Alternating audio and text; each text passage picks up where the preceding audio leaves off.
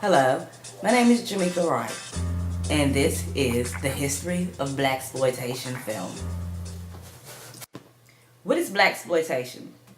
Blaxploitation is a film genre that emerged in the 1970s.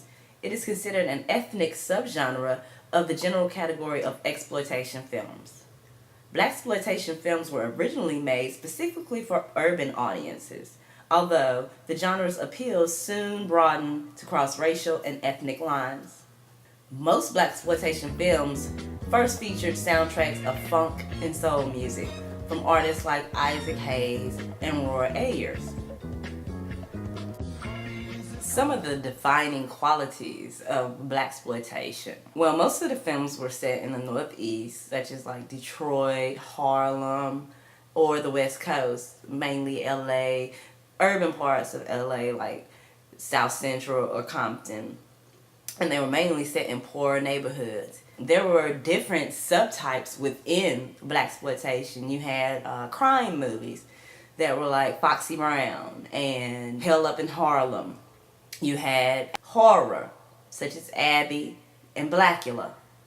Comedy, Uptown Saturday Night, Let's Do It Again. Nostalgia, Five on the Black Hand Side. And coming of age, such as Coolie High and Cornbread Earl and Me.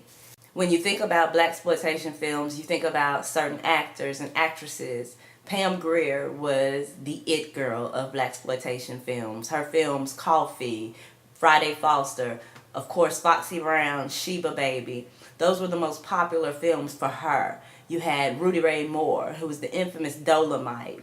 Fred Williamson, Jim Brown, Tamara Dobson.